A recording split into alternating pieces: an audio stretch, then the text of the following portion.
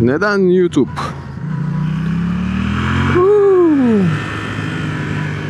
Selam arkadaşlar. Hadi gelin sizinle bir yolculuğa çıkalım ve neden hobi olarak YouTube'da bir şeyler yayınlamaya başladığımı anlatayım. Çünkü derdim yoktu. Dertsiz başıma dert aradım. Yok öyle değil. Ayrıca motorumuzu bir çalıştıralım. Evet.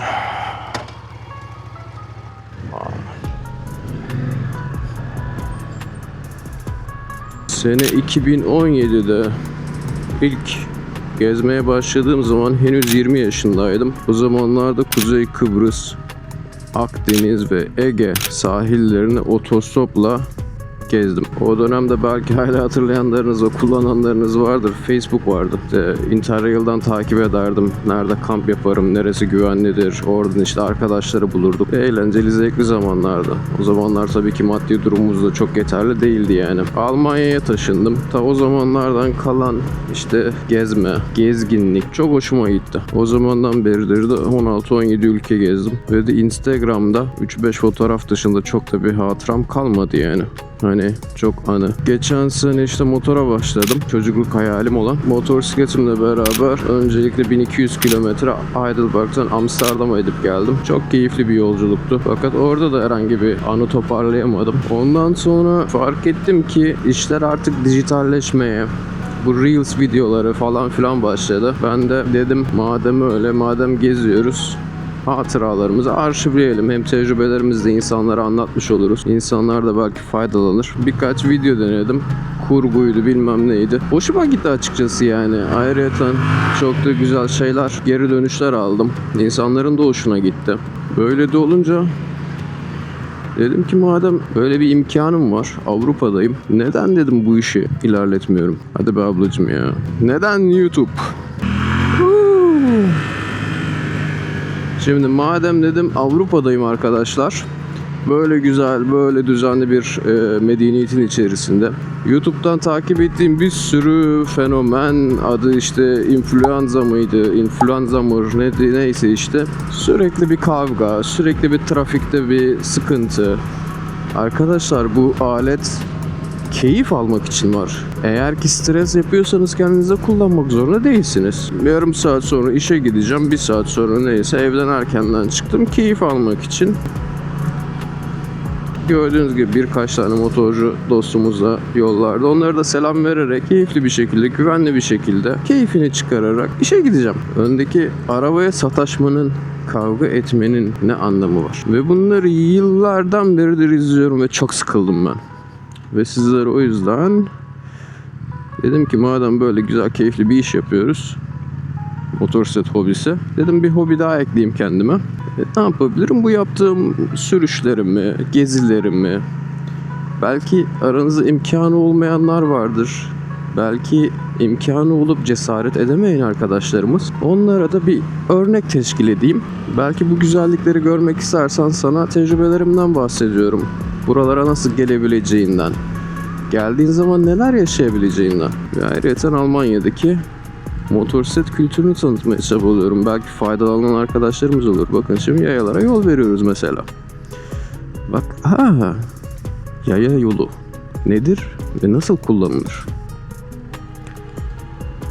Çocuk ne güzel bakıyor. Onun dışında tabii ki kültür elçisi değilim ben. Ama ve lakin benim de anlatacak bir şeylerim var. Dediğim gibi 2017'de böyle bir otostop turuna çıktım ben. O dönemden çok fazla bir şey kalmadı. Dedim ki madem hala gezmeye devam ediyorum, neden bunları kayıt altına almıyorum? Arşivlemek amaçlı. Yani kim ki YouTube'dan para kazanmış? Hedefimiz, amacımız para değil. Bir de bu şeyler çok ilgimi çekmeye başladı. Son dönemde teknolojinin ve kameraların gelişimi. İşte bundan 2 sene önce bir Canon DSLR kamera almıştım. Ya hammallık gibi bir şey arkadaşlar yani. Ya kaç kiloluk taşıması, video zaten yapamıyorsun da bir fotoğraf çekiyorsun, işte telefona atmak, ya hammallık ya. Canım Heidelberg. Ondan sonra bu aksiyon kamerasını aldım. Bir de mikrofon aldım. işler bir kolaylaştı. Zaten ben çekiyorum. Dedim madem anlatayım. İnsanlar da faydalansın bundan. Benim de hoşuma gitti. Kurguydu bilmem neydi. Hem de siz de sıkıldıysanız bu Türkiye'deki saçma yayıncılardan, bu kel kafalı eğitmenlerden, ya işte motosiklet böyle kullanılır. Ya arkadaşım, herkes kendi sorumluluğunu kendi alıyor. Bırak insan nasıl kullanıyorsa kullansın yani. Yani eğitime karşı değiliz elbette ki ama yani birçok yönden de boş konuşuyorlar. Velhasıl eğer siz de benim çektiğim içeriklerden faydalanmak isterseniz Avrupa'da motosiklet sürmek, ki ilerleyen zamanlarda hayallerim var. Yani Afrika'ya da gitmek istiyorum. Özellikle Fas'a da gitmeyi çok istiyorum. Orada da acayip bir enduro kitlesi var. Onlarla tanışmayı da çok isterim. O tecrübelerimi de tabii ki burada yayınlamak istiyorum.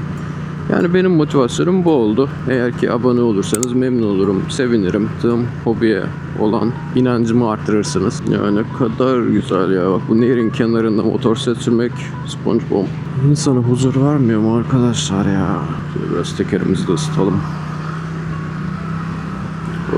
Hoppala. Saat kaç? İşe de geç kalmayalım bir yandan. Ya bir de şöyle bir motivasyonum oldu arkadaşlar. Yani yaşlanıyoruz sonuç olarak. Zaman geçiyor. Ve geriye dönüp baktığın zaman elimde bir kayıt olmasını istedim. Yani bu güzel gençlik dönemlerimizde yaşadığımız tecrübeler, hatıralar dijitale çekmek istedim. İlerleyen zamanlarda bunları oturup izlemek isterim. Kim bilir, belki çocuklarımla. Şimdi sen 65 yaşındasın, 70 yaşındasın.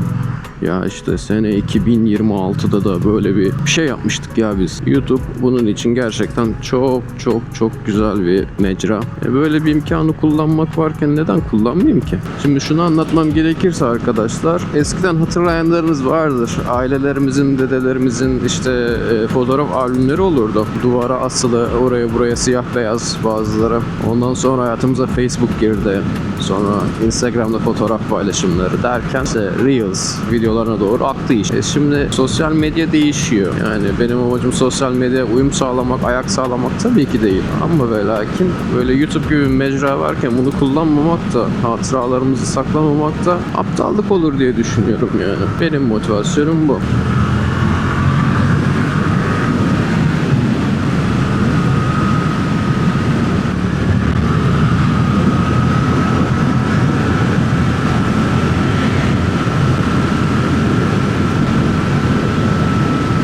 Yani bir de canım sıkılıyordu. Ne yapayım boş tüm gün video izleyeceğim dedim, madem yaşadıklarımı video yapayım. Ne oluyor?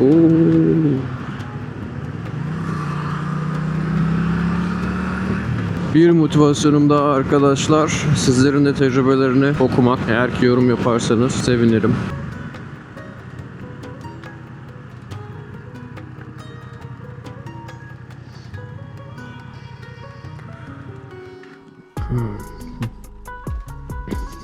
Bu sene arkadaşlar gerçekten çok güzel planlarım var. Kuzeye gideceğiz ve bu yol hikayesini İskandinav ülkelerine gitmeyi planlıyorum. Sizlerle paylaşacağım. Eğer ki abone olursanız ve bu yolculukta bana eşlik ederseniz sevinirim. Belki aynı yoldan gideriz. Belki hiç karşılaşmayız. Ama aynı yolun yolcusu oluruz. Kendinize çok iyi bakın. Bir dahaki videoda görüşmek üzere. Artık izleme benden. Yorsun ben de benimle.